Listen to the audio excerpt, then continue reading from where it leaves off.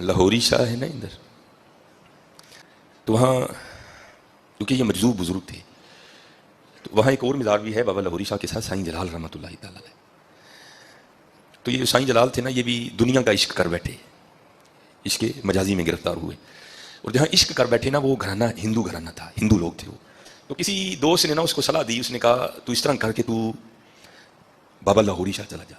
تب بابا لاہوری شاہ حیات تھے، اور حضرت کی عادت تھی کہ آپ اس طرح بیٹھا کرتے تھے۔ بابا لاہوری شاہ اس طرح آنکھیں بند کر کے، جذب کی کیفیت تاری رہتی، آپ اس طرح بیٹھا کرتے تھے۔ کبھی کسی نے آپ کو زمین پر بیٹھے نہیں دیکھا، آنکھیں بند ہیں، جذب کی کیفیت ہے، یار کے عشق میں مگن ہیں، بس آنکھیں اس طرح بند ہیں۔ وہ نا عشق کا مارا سائیں جلال بیچارہ ہوا گیا۔ اب حضرت بیٹھے تھے اور ولی کا ایک روپ تھا، حضرت ہو کا عالم۔ اب وہ تھوڑا سا دور ہو کے بیٹھا، تھوڑی دیر بعد نا حضرت کی آنکھیں کھلی، جذب کم ہوا، دیکھا تو سامنے بندہ بیٹھا ہے، اس کو اشارہ کر کے کہتے ہیں اوئے ادھر آ۔ وہ تھوڑا سا قریب ہو گیا، اسے پوچھتے ہیں ہاں کیسے آنا ہوا؟ وہ بڑا ڈر کے عرض کرتا ہے حضور وہ دل تھو مجبور ہاں کتے لگ گیا ہے۔ آپ نے فرمایا کتے لگا ہے؟ عرض کرتا حضور یہ تے مسئلہ ہے لگ ہندوؤں کر گیا ہے، تے حاضر ہو جاؤں کو نظر کرم فرماؤ۔ آپ غصے میں آ گئے، آپ نے فرمایا تجھے حیا نہیں آتی؟ مسلمان ہونا، نبی علیہ السلام کا امتی ہونا تو وہ نعمت ہے جو انبیاء نے مانگی، اللہ نے عطا نہیں کی۔ تجھے اللہ نے بھی مانگی عطا کر دی، تو کیا بکواس کر رہا ہے؟ جا دفعہ ہو جائے یہاں سے۔ تو حضرت نے پھر آنکھیں بند کر لی، لیکن حضرت عشق تھا نا، نہیں گیا بیچارہ بیٹھا رہا۔ دوسری بار حضرت نے پھر آنکھیں کھولی، دیکھا تو بندہ پھر بیٹھا ہے۔ آپ نے اس کو تھوڑا اور قریب کیا، اور قریب آ گیا۔ آپ نے پھر پوچھا، اس نے وہی جواب دیا، حضرت نے بھی وہی جواب دیا، اور اس کو پھر کہا جا چلا جا، وہ پھر نہیں گیا۔ تیسری بار حضرت نے پھر آنکھیں کھولی تو دیکھا ابھی بھی بیٹھا ہے، اس کو قریب، وہ بالکل سامنے آ گیا۔ حضرت نے پھر پوچھا، اس نے وہی جواب دیا، لیکن اس بار بابا لاہوری شاہ رحمۃ اللہ تعالی نے یہ جواب نہیں دیا۔ آپ نے پہلے اس کو بائیں ہاتھ کا تھپڑ مارا زور سے منہ پہ، ابھی سیدھا نہیں ہوا تھا، اتنی دیر میں حضرت نے دائیں کا بھی جڑ دیا۔ بس پھر حضرت کی بھی آنکھیں بند اور اس کی بھی آنکھیں بند، لگ گیا کنیکشن۔ حضرت اتنے میں لگتا ہے، کوئی زیادہ ٹائم تو نہیں لگتا، حضرت کو لگانے والا ہو تو حضرت اتنے میں لگتا ہے۔ پھر حضرت وہ حال ہوتا ہے، سیونی مینو رانجا سدو ہیر نہ آکھو کوئی، رانجا رانجا کر دی میں آپ پہ رانجا ہوئی ہے۔ پھر اپنا حال کس کو یاد رہتا ہے؟ او اللہ دے بندے ہو، اللہ دا خوف کرو۔ شکر ہے کہ گوروں کو اردو نہیں آتی، پنجابی نہیں آتی، اور آپ کو انگلش نہیں آتی، ورنہ یقین کریں کہ گوروں کو مزاحیہ پروگرام لگانے کی ضرورت ہی نہیں تھی، ہمارے علماء کی صرف تقریر لگا دیتے ہو۔ ایسے پاسبل ہے؟ اگلا سوال ہے، مجذوب اور قلندر کسے کہا جاتا ہے؟ دیکھو کہ پوچھ رہے ہیں سوال، اور صوفیاء کے ہاں اس کی دلیل کیا ہے؟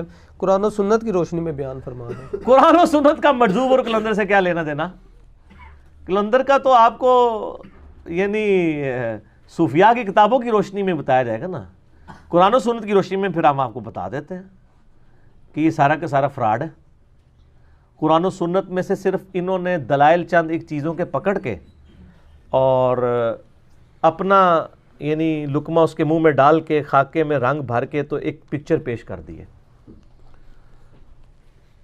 مجذوب کہتے ہیں جی وہ جذب کی حالت میں چلا جائے، قلندر جس کو ہوش نہیں رہتی، اور وہ ایسی ہوش اس کی جاتی ہے کہ وہ ننگے بھی پھیر رہے ہوتے ہیں۔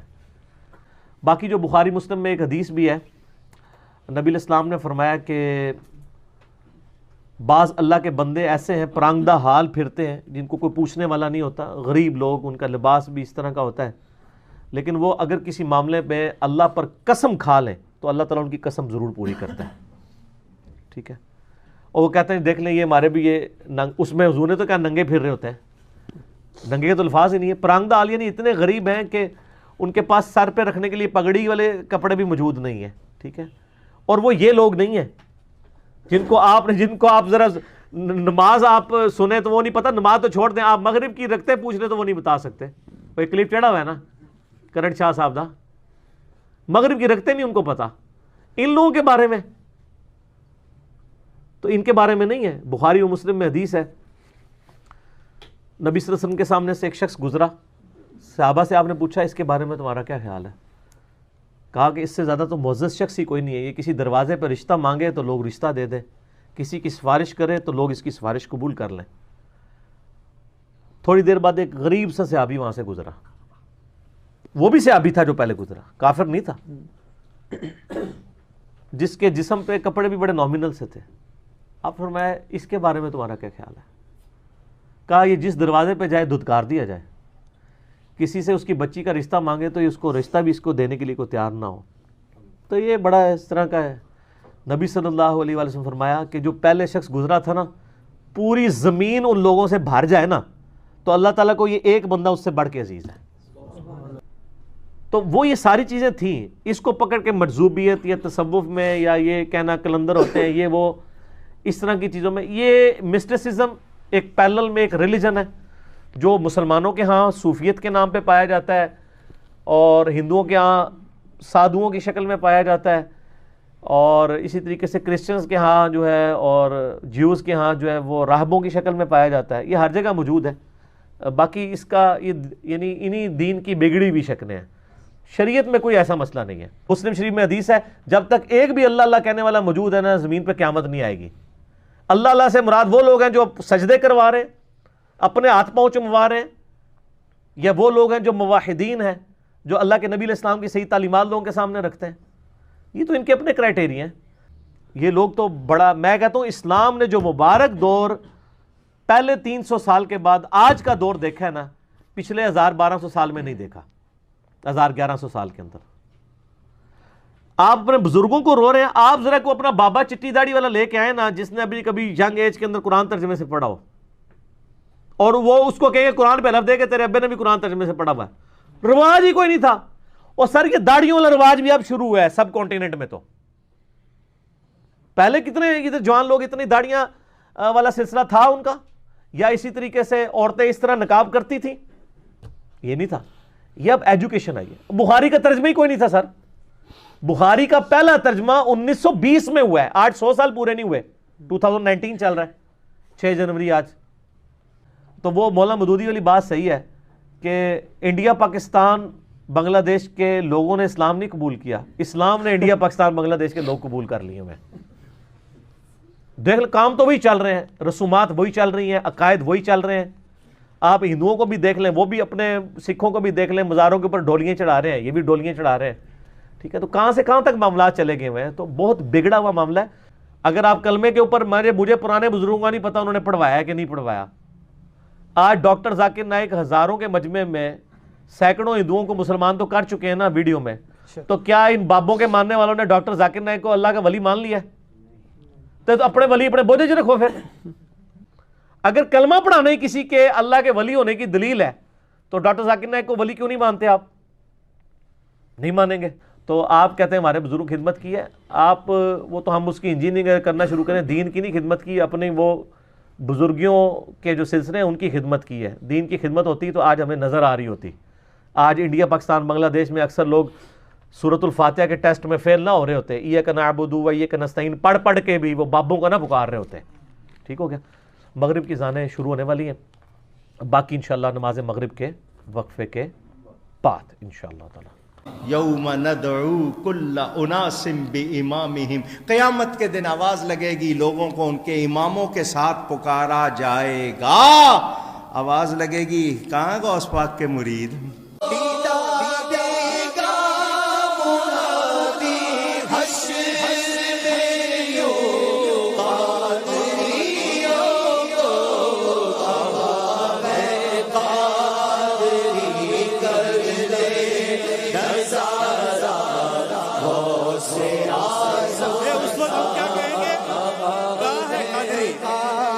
آواز لگائے گی، یہ آواز لگے گی جب کہاں ہے قادری، تو ہم کیا کہیں گے؟ لبیک. غوث پاک کے مرید کہاں ہیں؟ آ جاؤ آ جاؤ آ جاؤ. اور ہمیں تو پکار لگے گی خواجہ صاحب کی طرف سے بھی، خواجہ نقش بند بھی، خواجہ سہرورد بھی، داتا صاحب بھی، بابا صاحب بھی. ہمیں تو ہر ولی کی طرف سے پکار ہوگی. تم کسی کو مانتے نہیں، تم سوچو کدھر جاؤ گے. علماء کرام فرماتے ہیں ایمان کی حفاظت کا ایک ذریعہ کسی مرشد کامل سے مرید ہونا بھی ہے. اور قرآن سے دلیل پیش کرتے ہیں یوم ندعو کل اناس بامامہم. صدقے جاؤں میرے بھائی، یہ سورہ بنی اسرائیل میں یہ جو آیت ہے کہ قیامت والے دن ہر شخص کو اس کے امام کے ساتھ بلایا جائے گا، تو قرآن جن کو امام کہہ رہا ہے پھر انہی اماموں کے ساتھ بلایا جائے گا نا.